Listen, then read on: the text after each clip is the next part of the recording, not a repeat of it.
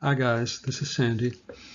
And as you, I'm sure, realized, if you didn't know this before, um, from Adam's introduction, Frazetta had an amazing career and it spanned many genres and many mediums.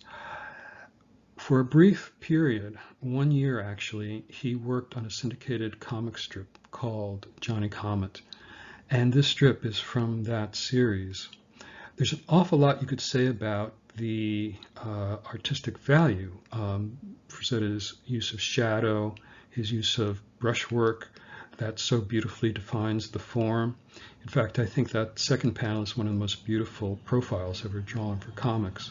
But actually, that's not what I'm going to concentrate on. I'm going to concentrate on an aspect of Frazetta's art which is rarely talked about.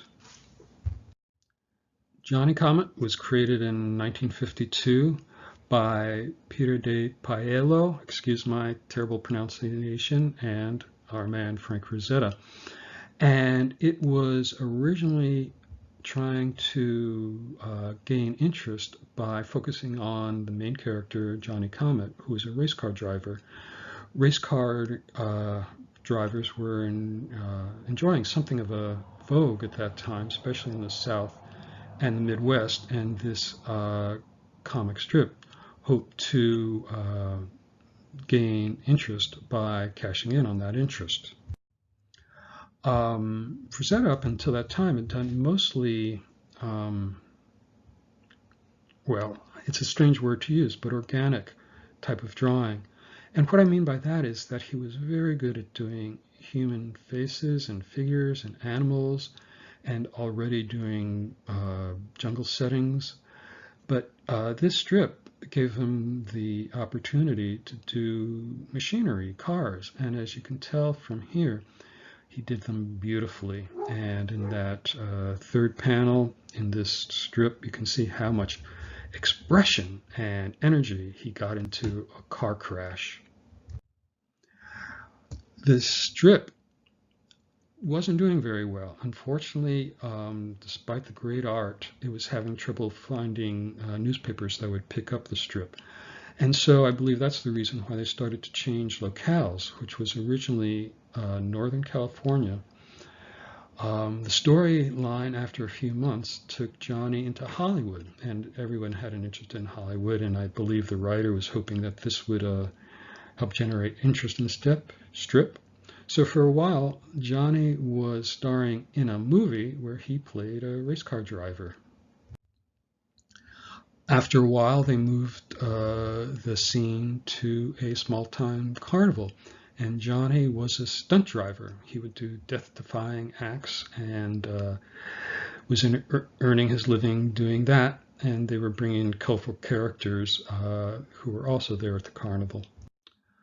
But despite the change of locale, there was consistency, and that consistency were these two characters which you see on the left there, Mom and Pop Bottle. They were the elderly couple that Johnny rented a room from right at the beginning of this strip.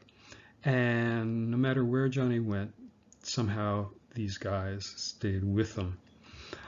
Now, I've read a lot about Johnny Comet and a couple introductions to the collections, but I haven't read anywhere where anyone has made a pretty obvious connection.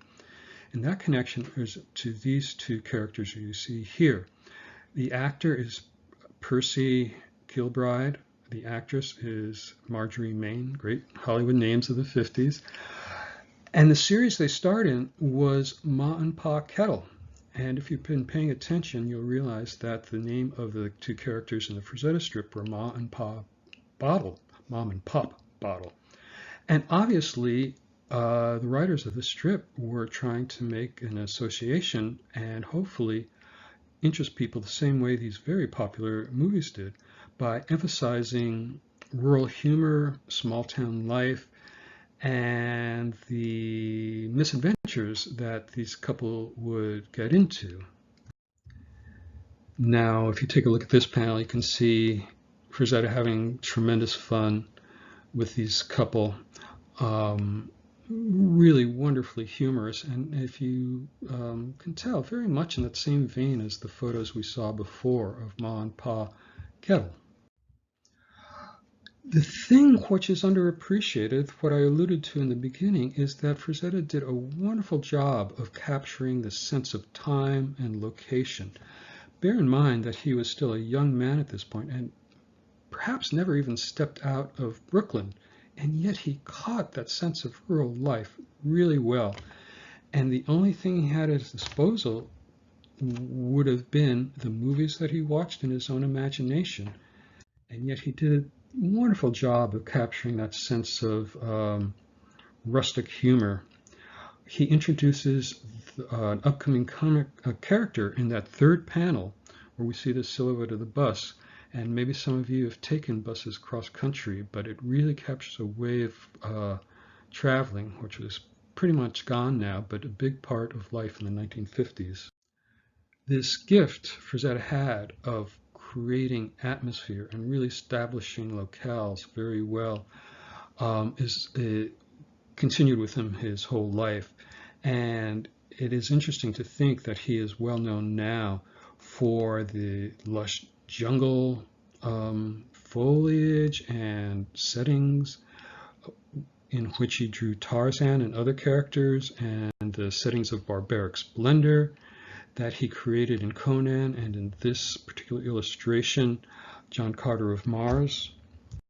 And it's useful to bear in mind that as incredible as those fantasy landscapes were, he was also capable of doing something so wonderfully simple and human as rural backcountry humor and all the wonderful nostalgia that that brings to it.